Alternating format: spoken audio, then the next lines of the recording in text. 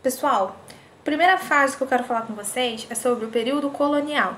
O período colonial eu estou entendendo aqui, né, que seria da descoberta do Brasil em 1500 até 1822, né, com o nosso processo de independência.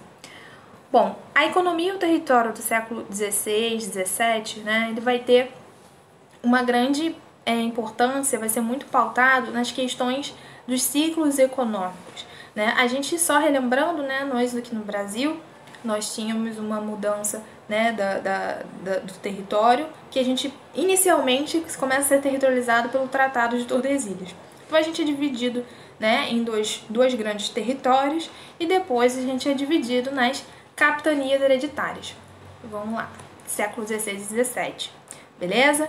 Então a gente tem aqui um mapa, por exemplo, de 1534, que mostra a divisão dessas capitanias hereditárias. O que de geografia importa pra gente? Se você reparar, tem uma questão geográfica muito importante aí, que é a ocupação litorânea. Grande parte do que a gente tem de cidades formadas, históricas, são nas áreas litorâneas, né?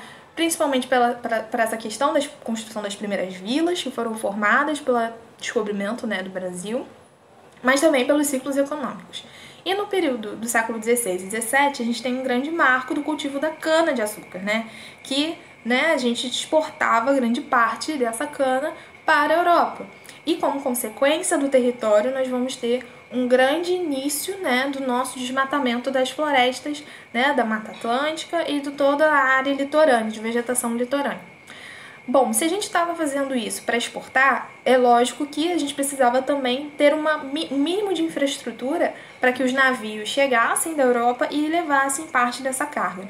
Então, as cidades portuárias também foram os primeiros centros urbanos a serem construídos por essa importância, né, e essa necessidade de se construir uma área onde tivessem pessoas trabalhando que pudessem levar parte desse processo de escoamento do produto para os navios que seriam levados para a Europa.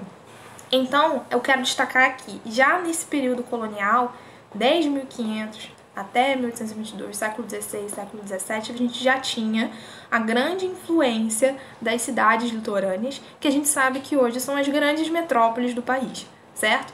Cidades do Rio de Janeiro, cidade de São Paulo, as cidades do Nordeste, né, na Bahia, em Pernambuco. Então a gente vai ter aí grandes cidades sendo construídas, né, por conta dessa relação econômica litorânea, beleza? Então a gente volta para o nosso mapinha aqui do século XVII e a gente vê como é que foi se dado, né, o eixo de expansão, né, digamos assim, das populações, dos povoamentos, por conta dessa economia dos ciclos econômicos. Então a gente no século XVII já começa a ter uma mudança, né, a gente também não está só nas áreas litorâneas, a gente começa a ter um adentramento, digamos assim, para áreas um pouco mais interiores, mas para estados que ainda não eram estados, né, na época, mas para estados hoje litorâneos. Então a gente tem o ouro, né, nas regiões ali, né, de São Paulo, basicamente na região sul, as drogas do sertão que vão sendo adentradas para a região amazônica, uma grande floresta densa, né, que até então ainda você não tinha um domínio, um controle como um todo dessa região. A pecuária, que vai sendo expandida para as áreas mais interiores, né, e todo esse eixo aí sendo formado inicialmente, né, pela influência de europeus nas cidades e vilas que vão começar a ser formadas pelas dinâmicas econômicas, certo? Vamos lá, no século XVIII a gente já tem uma mudança, né, uma expansão um pouco mais para as áreas interiores por conta do período aurífero, que vai começar no final do século XVII e vai se adentrar no século XVIII, quando a gente começa a perceber que o Brasil ele não é só um território importante para a questão de cultivo, mas também para o extrativismo. E extrativismo de recursos minerais por conta da nossa estrutura geológica, né, da nossa terra, que é formada aqui no Brasil no período pré-cambriano, que vai gerar e proporcionar esses recursos naturais, tá? E quais são as áreas que vão receber um destaque para essa ocupação, né? A gente começa a ter uma área mais de expansão para o interior, que hoje, né, digamos assim, seria Goiás, Minas Gerais e Mato Grosso, né? Mas a gente sabe que tem um grande destaque para a região de Minas Gerais, o nome não é à toa, de Minas Gerais, por conta aí da presença da exploração de estruturas geológicas como o ouro. Então a gente tem um cenário final, digamos assim, do período colonial, né, de expansão, por conta das áreas de atividades econômicas do litoral, com a cana, com o pau-brasil inicialmente, né, nem mencionei anteriormente, mas enfim, a gente sabe que o pau-brasil também foi uma grande cultura explorada, né, de madeira, aqui na região litorânea, no sudeste, basicamente, principalmente, né, nordeste e sudeste.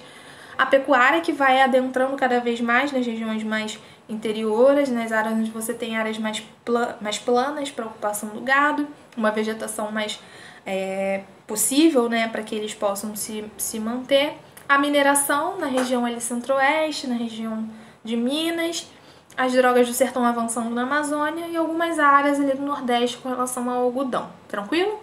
Esse é o cenário que nós temos de uma forma bem rápida e geral, né, das grandes economias de ciclos econômicos que tem relação específica direta com a ocupação do território brasileiro. Agora a gente vai falar um pouquinho do período imperial.